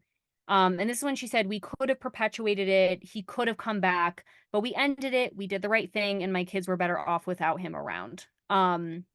Which is hard, again, hard to say. Like, it's hard to right, say that, like, my kids were better off without their father. Like, that's a crazy statement to make, but it's also maybe not true. Like, right, that's her story. But like you said, she ends it with saying, or ends her part of it by saying, like, I was always upset about the wrestling thing, but I realized that was the legacy he wanted to leave for his children, and it'll literally live on forever. forever. Yeah, Um, and then the documentary ends with McFoley saying he's largely forgotten now, but those who saw him in his prime will never forget him. Bruce Springsteen said, trust the art, not the artist. Tommy had a canvas and he was brilliant.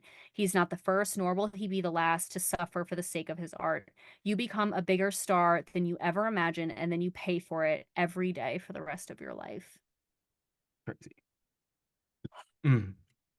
Yeah, yeah. So insane.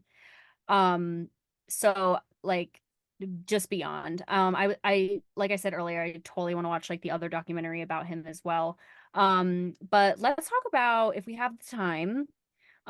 Let's talk about WrestleMania 2. So we Ooh, we wanted to talk about which crazy WrestleMania 2? yeah, yeah, yeah, yeah. Two? Wild. I know. Beyond. Which also I just found out my brother-in-law's a closet fan. We talk about this all the time where we like have to edge them out of the closet into being okay to talk Literally, about welcome wrestling. into the light. He told me that his dad took him to the movie theaters to watch the very first WrestleMania. And like how precious is that? Anyway, That's so cute. um so we wanted to do this. This was Xavier's brilliant idea to compare an actual OG Dynamite Kid match to the new and upcoming Dynamite Kid, his nephew, Hmm. which there are some insane similarities. Right. So this is a tag team match, obviously the British Bulldogs. It's against Greg the Hammer Valentine and Hmm. Miss Girl Brutus Beefcake. What a name. Yes. That took me out. And they called him Um. like the beefer. Like they had so Oh, many so like many names. iterations of beef. Yeah, Like yeah, yeah. basically Arby's in this piece. Like really crazy. It's insane. He also has his own dark side of the ring. He was very good friends with Hulk Hogan. Ah, Some would say he has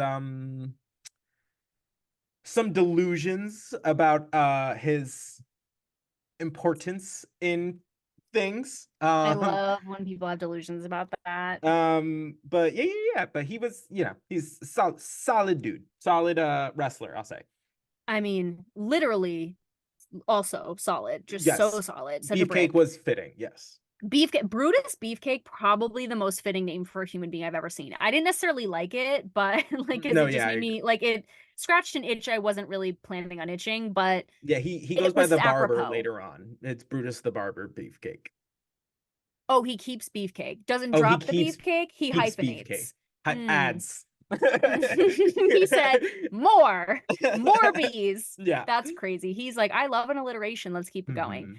Hmm. Um, So first of all, the British Bulldogs are escorted to the ring by Ozzy Osbourne. Yeah. He's wearing a salmon leather suit, which C- is just Just amazing. Ozzy Osbourne, insane.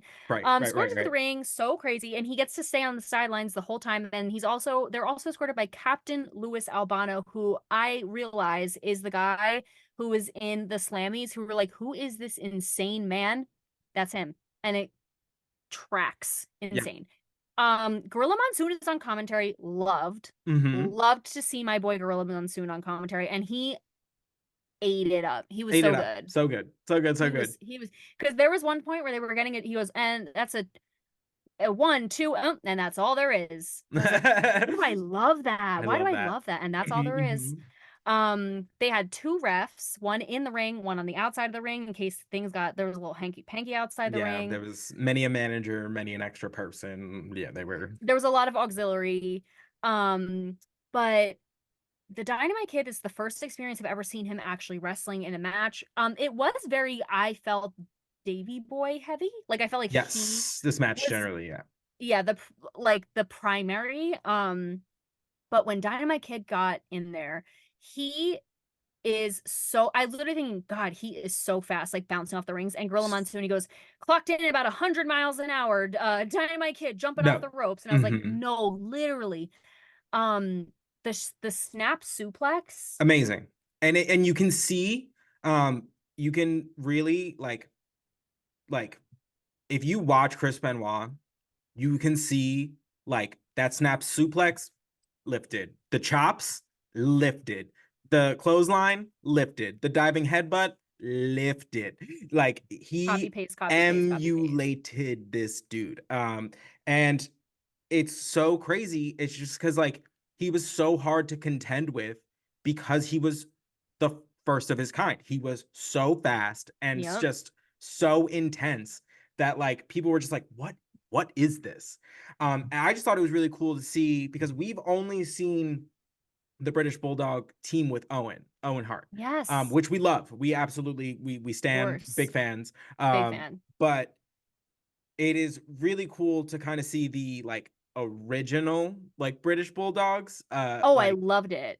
because you can really see like they were a unit, like they were one, and like Hmm. um they they worked so well together. Their like speed is insane. Bulldog is of course like the Oh muscle of the God, group. Um, crazy. but it's just it was just kind of just a masterclass in just who they like are. Like just Yeah. the two of them. So good. I loved them so much. And it's crazy to see the Bulldog because he still does things then that he does now. So like when he gets like I don't know to do like a The drop kip up? Oh wait, what are you talking where about? he gets them up. They're like fully upside down, but like straight up. And I always say the person who's upside down has to have the most insane core strength. Like Oh, he oh, just like oh. lifts them up and then like falls back and Oh, like God. drops Oh, them. so a suplex. Like it's a suplex, but it's like a Not a snap suplex. no, the snap one, the There's speed is what. German, there's snap, there's Yes, the Tazplex, belly to belly. there's lots of suplexes. But yeah, it's that one's usually like an over the head like suplex. Like usually the one where they like hold them, like where the Yes. British Bulldog is Okay. like walking around for like 10 minutes. Hello, walking around for like 10 minutes and then just drops them. Yeah. So yeah. Yeah, so there's that. And then there's also he does that thing where he just fully bench presses somebody and like Mm-hmm. Drops so them. crazy. He's so strong, so strong. At one point, Greg Valentine just had to mention this, does that Farouk leg twitch that I hate so much, where he gets Mm. like bopped and his leg is just like, Oh yeah, it's I'm like a like, why? weird way of Hate it. selling. Just had to mention it. Um, but basically, what happens is Dynamite Kid is on the outside, at the corner, and he's like positioned up, and he has his head leaning in. Davy Boy, I don't know. I don't know if this was intentional or not. I could not understand if this was just like, this is what we're doing, this is the move we're doing. But basically, Davy Boy throws Hammer into Dynamite's head, Hmm. essentially headbutting him, and gets the pin. And Right. they become tag team champions. Hmm. Very cool. Very fun. And And so, yeah, it's Dynamite is like launched off and like just like basically deceased. yeah, Yeah. it was like an like playing Super Smash Bros. Like when your character just gets like launched off the screen. Just Mm. woo. Yeah. Bye, girl. Yeah. Um, and I watched like their little interviews after, so cute, but Dynamite couldn't even say one single thing because he was basically deceased. Right. But Davey Boy is just like, we said if we won this match we would stay in America, so guess what, we're staying in America. Which is Hmm. funny because right now he's on this train where we're watching in 1997 where And he's like, he like America is the worst. is the Yeah. worst place on the planet, Hmm. I hate it here. Hmm. So it's just funny. But this other match, which is Tommy Billington, the Dynamite Kid, the nephew of the Dynamite Kid, Right. versus Dax Harwood. I will say what I noticed, and the commentators said it, it's like the clothesline. And the Mm-hmm. the clothesline, I don't know if we talked about this I'm like already losing track of time, like what we spoke about, but like if we talked about this on the show or we talked about this before we started, where the clothesline is like instead of meeting in the middle, Oh like yeah, they're he so follows him close, in. Yeah. follows him in, and it's so hardcore. So nephew Tommy does that clothesline, and I literally thought it's like, oh, that's just like the Dynamite Kid. And they said, oh, the Dynamite Kid style clothesline, or like one of the announcers like said that. Yeah, yeah. It's like classic, like that is the Dynamite Kid clothesline. It is the one that he is known for. So, Yeah, um, the snap suplex the snap again. suplex, amazing. I like that he didn't do the diving headbutt. I like that Yes, me too. he mixed it up and did like the elbow, which looked amazing. So good. But like just first of all, he looks like his uncle. Like just Yeah. he looks scarily like his uncle. It Yes. was really surprising to see because it was just like that when I saw like them advertise the match, I was just like, is he back from the dead? That's Yeah, because crazy. Because it same looks exact name, looks just like him. The mhm. tights are even kind of similar to the original Bulldogs Right. He tights. comes out with the OG British Bulldogs, like the Dee, dee, dee, lee, lee, dee, dee. so good. And like Yeah. it was just such a fun, like full circle kind of thing. To Yeah. see like what well, I mean, I don't wanna he's new and well, he's new to AEW. He's been wrestling for a little bit, but he's generally like new in his career. But to see um to have the Dynamite Kid name be given an opportunity to um kind of put a newer, kinder connotation to it is nice. Yeah. Especially considering what he did for the sport and like Yes. his contributions in that regard and how they are really not talked about. And I get it. We get it to Mm-hmm. an extent, but I think this gives them an opportunity to kind of uh leave it in a better place than they found it. And that's really, really cool. I agree with that. And something that like really could only be done, within the family. And like they were Yes. trained by Bret Hart and like others in the Hart family. So it's not like um they're not coming out of nowhere. They're getting quite the education as far as like technicality goes. Mm-hmm. But I just thought it was such a cool little like juxtaposition to kind of see, and also like when we were looking, I was looking for episodes to watch. I was like, who is somebody that is like so influential? That one, has a little bit of a checkered past, but is also like so influential and relevant today. Not just because of what he's contributed, but just because like his name is very much alive and well, Mm-hmm. and is Literally.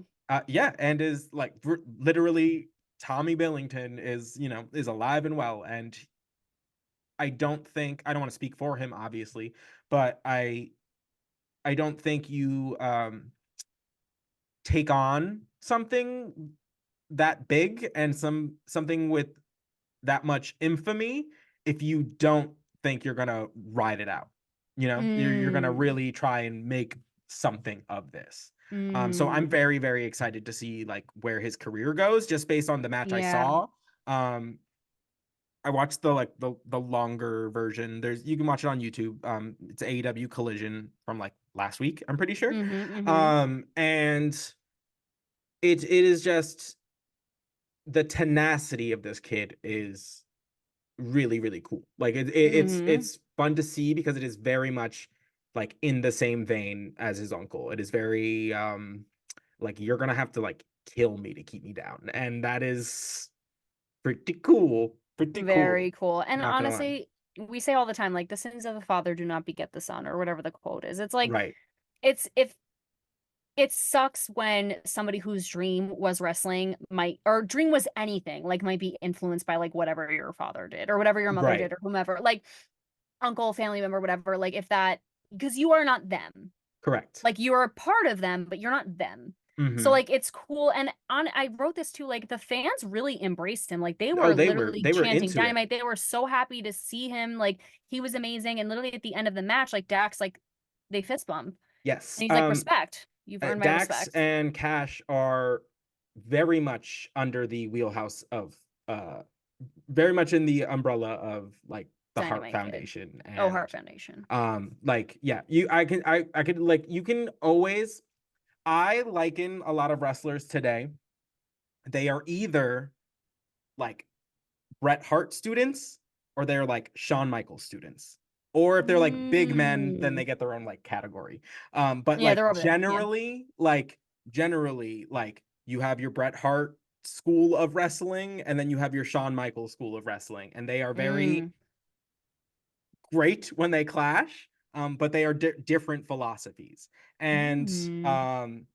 like like your CM Punk is a Bret Hart guy. Yes. Your examples, people listening, Dolph Ziggler in TNA now, but is a like Shawn Michaels guy. Daniel Bryan was actually trained by Shawn Michaels, Love but that is guy. also a very, very big Bret Hart like student. Like Because he's I was just gonna one of say he those like gives me Bret Hart energy in a lot of yes, he ways. wrestles in a very similar style to like Bret Hart. Yeah, I guess if we're gonna liken it, he wrestles more like Bret Hart than he does Shawn Michaels, but he was Mm, actually trained like in San Antonio by Shawn Michaels. So, that's freaking awesome. mhm. This might be wrong. Seth Rollins Seth sometimes gives me Rollins. Seth Rollins sometimes gives me Shawn Michaels vibes. I agree, very much so. Okay. Mhm. Yay! Okay, Yeah, yeah. because the fashion, the verbiage, the promos, like what he says, and I haven't seen The much, but I'm like, athleticism, that's very much that is a like a Shawn Michaels like student. You can just kind of like you can I don't know, for me at least, that's how I like categorize a lot of wrestlers when I'm watching them is like, oh, are they like a Bret Hart student or are they a Shawn Michaels student? Like in my head, like you mm, can I don't know. For me, I can kind of tell who they grew up like idolizing I because love it's one that. of them, you know. I love that skill of yours. Thank you, thank you. I love that. All right. That Well, guys, that was guys, it. this is our episode on the Dynamite Kid. Thank you so much for listening as always. And if you haven't checked out our episodes with our two guests that we've had, two are probably two of my favorite conversations I've ever had in my life, period. Like not outside of the podcast, just really exciting and amazing. So if you haven't seen those, please check those out. We really got an education. Hmm. But yeah, this has been another exciting edition of the New to Wrestling podcast after dark. We will see you when we see you next time. We'll see you on either a regular show or after dark, wherever we see you. We're happy to do it. And yeah, let's see you there. All right. Have a good night, everybody. Bye. Bye.